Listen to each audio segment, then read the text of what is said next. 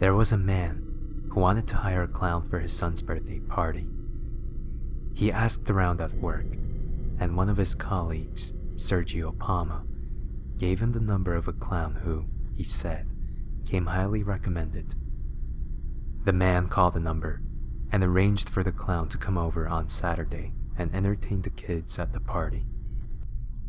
However, when Saturday came around, it was raining and the clown didn't show up.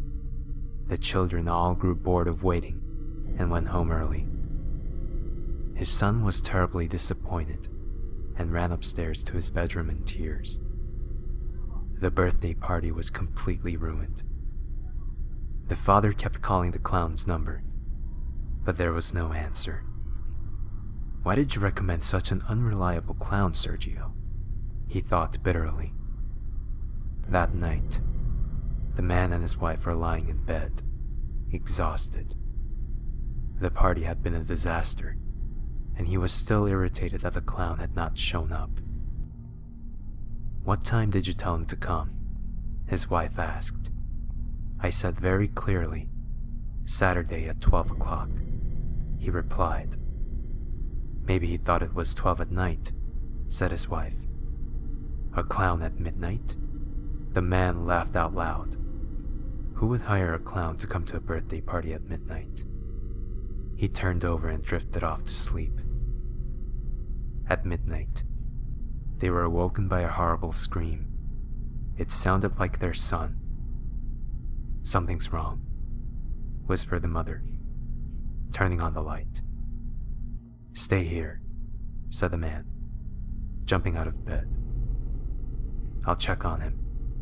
Maybe he's just having a bad dream." He stepped into the hallway and immediately stopped in his tracks. There was a trail of muddy footprints on the floor. They were too large to belong to a normal man. The footprints looked like clown shoes. They led from the open window in the bathroom, down the hallway to his son's bedroom. A clown, thought the horrified father. A clown at midnight.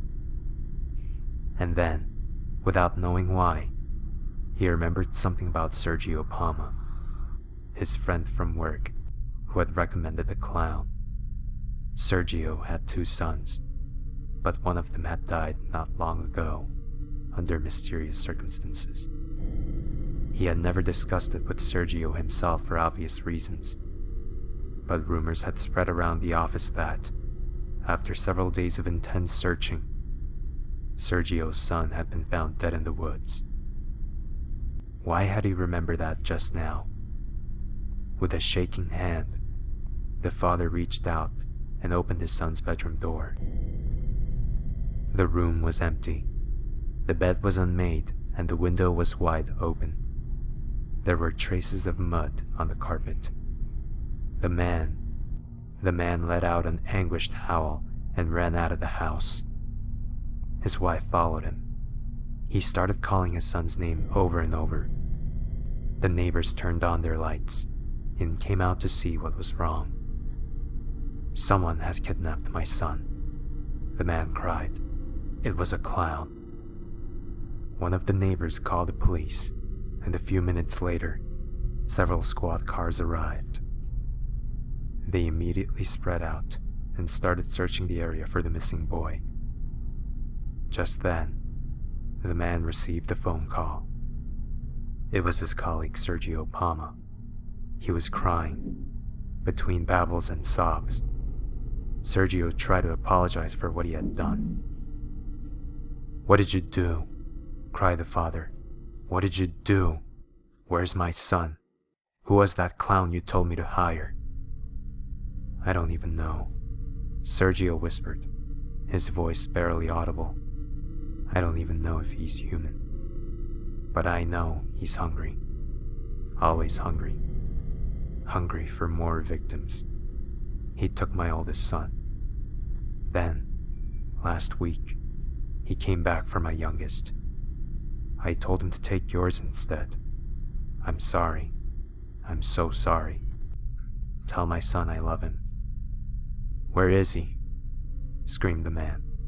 "Where's my son?" "Look in the forest," Sergio whimpered. "He always nails the heads of his victims to the trees as a signal." "What the hell you mean by that?" the man screamed. Before he could say another word, he heard the sound of a gunshot on the other end of the phone, and the line went dead. The father dropped the phone and ran out of the house. He went into the forest, which stood behind the house. When he came to a big, gnarled oak tree, he suddenly stopped, sank to his knees, and began crying uncontrollably. He had found what remained of his son,